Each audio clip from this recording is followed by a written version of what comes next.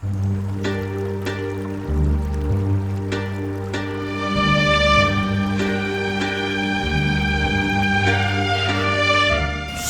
хангаас соёны өндөр сайхан нөрөөнүүд хойд зүгийн чимэг босон хөвч уулнууд миний шаргал намны өргөн ихэвүүд өмнө зүгийн манлай босон эсэн махар далайнууд